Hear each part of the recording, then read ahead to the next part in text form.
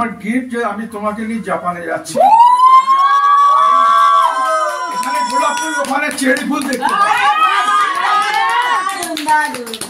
গত শনিবার ছিল ৮ তারিখ কল্পনা কাকিমা ও কাকা বাবুর ৩৭তম বিবাহবার্ষিকী। আর এই বিবাহবার্ষিকীর শুভ সন্ধ্যায় আমরা হাজির হয়েছিলাম হইচই গ্রুপের সমস্ত সদস্যরা। সন্ধ্যাটি ছিল ভীষণ সুন্দর। আমরা যাওয়ার পর খুব আনন্দ, গল্প, আড্ডা, গান সবই হলো। খাওয়া দাওয়া সবকিছু ছিল।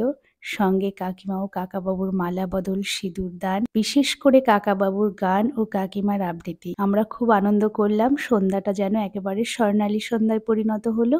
আর এই সুন্দর সময়টাকে তুলে রাখার জন্য এই ছোট্ট ভিডিও। সত্যি কাকাবাবুর এই গান, কাকিমাকে দেওয়া উপহার যেন আমাদের পুরানো দিনের কথা মনে করিয়ে দেয়। হয়তো তোমারই জন্য হয়েছি প্রেমেরই বন্য, জানি তুমি অনন্য, আশার হাত বাড়াই। যদি কখনো একান্তে চেয়েছি তোমায় জানতে, শুরু থেকে শেষ প্রান্তে ছুটে ছুটে গেছি তাই। আমি যে নিজেই মত, জানি না তোমার শর্ত। আমি যে নিজেই মত, জানি না তোমার শর্ত।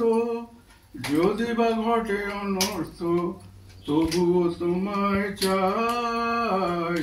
হয়তো তোমারই জন্য হয়েছি প্রেমেরই বন্য, জানি তুমি অনন্য, আশার হাত বাড়াই।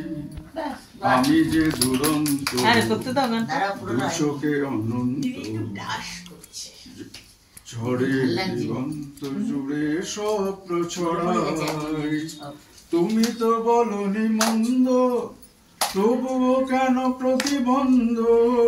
তুমি তো বলনি মন্দ, তবুও কেন প্রতিবন্ধ। রেখো না মনের দ্বন্দ্ব, সব ছেড়ে চলো যাই। হয়তো তোমারই জন্য হয়েছি প্রেমেরই বন্য, জানি তুমি অনন্য, আশার হাত বাড়াই।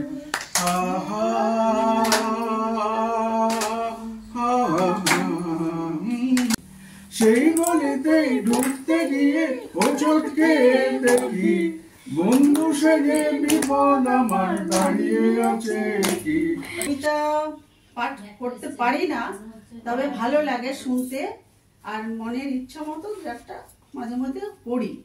নারী, কবি শরদিন্দু কর্মকার। মানুষ কেন বলে মোদের নারীর নিজস্ব নাই কিছু, আমি তো দেখি জগৎ চলে নারীর পিছু পিছু। বাপের ঘরে লক্ষ্মী আমি, স্বামীর ঘরে অন্নপূর্ণা, ছেলের ঘরে জননী আমি, আমি ছাড়া সংসার অসম্পূর্ণ। আমার থেকে আপন করতে আর কি কেউ পারে, বাপের ঘরকে ছেড়ে এসেও পরকে বাঁধি ঘরে। গোত্র থেকে গোত্রান্তর যদিও আমি হই, তবু আমি জননী রূপে সকল দুঃখ সই। ভারত মাতা সেও নারী, নারী জগৎধাত্রী, নারী হলো এ জগতের সবার জন্মদাত্রী। পুরুষতান্ত্রিক সমাজ তাই পুরুষকে বড় করে, জেনে রাখো সেই পুরুষকেই নারী গর্ভে ধারণ করে। মহাকাল আমার পদতলে শায়িত চিরকাল, আমি ছাড়া এ জগৎ সংসার সবই হবে অচল। দারুণ।